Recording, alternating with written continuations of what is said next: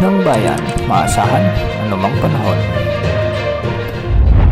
Gandang gabi po sa ating lahat. Narito ang update sa lagay ng panahon ngayong Miyerkules, April 24, 2024 hanggang bukas araw ng Huwebes, April 25, 2024. Patuloy na umiiral ang Intertropical Convergence Zone o ang salubungan ng hangin mula sa Northern at Southern Hemisphere sa southern portions ng Mindanao.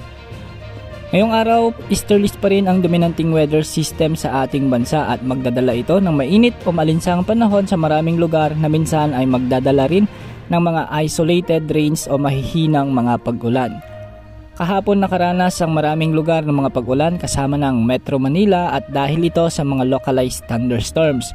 Posibleng magiging madalas na ang pag-iral ng mga localized thunderstorms sa hapon at gabi at madalas na nabubuo ang mga thunderstorms tuwing nagsasalubungan ang mainit at malamig na hangin, lalo na pagsapit ng hapon at gabi na minsan ay nagiging mga severe thunderstorms. Para sa lagay ng panahon ngayon sa Luzon, asahan ang mga localized thunderstorms lalo na sa may Nueva Ecija, Nueva Vizcaya, Quirino, Isabela, Cagayan, Quezon, Bulacan, Cavite, Aurora at ilang bahagi ng Bicol Region. Sa natitirang bahagi ng bansa ay asahan naman ang mga maliwalas na panahon at mga isolated rains dahil sa easterlies. Sa Metro Manila ay asahan naman ang bahagyang maulap na kalangitan at mga mahinang pag-ulan dulot ng mga localized thunderstorms lalo na sa bahagi ng Kamanava lalo na tuwing hapon at gabi. Ngayong gabi sa Visayas, Palawan kasama ang Calayan Islands ay may mga inasahan ding mga pag-ulan dahil sa mga localized thunderstorms lalo na sa Oriental at Occidental Mindoro at ilang bahagi ng Palawan at ilang bahagi ng Central Visayas. Sa Mindanao naman ay asahan ng mga kalat-kalat na malawakang pag-ulan dahil sa umiiral na ITCZ.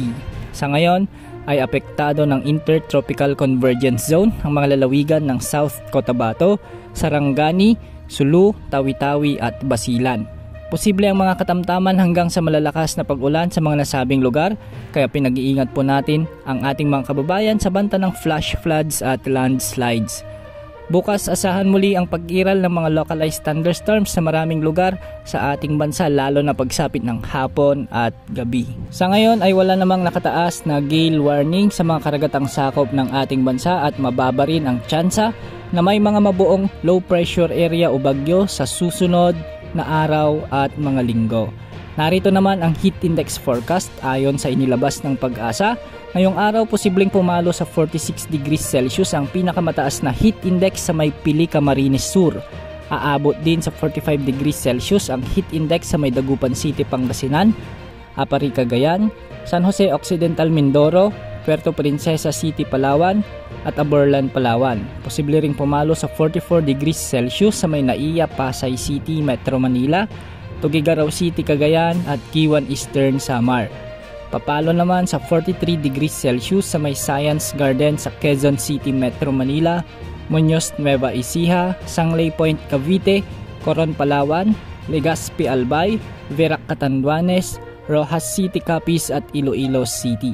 At posible ring umabot sa 42 degrees Celsius sa may Iba, Zambales, Baler, Aurora, Kasiguran, Aurora, Tanawan, Batangas, Alabat, Batangas, Tait, Camarines Norte, Lumangas, Iloilo, La Carlota, Negros Occidental, Catarman, Northern Samar, Catbalogan, Samar at Tacloban City sa Leyte.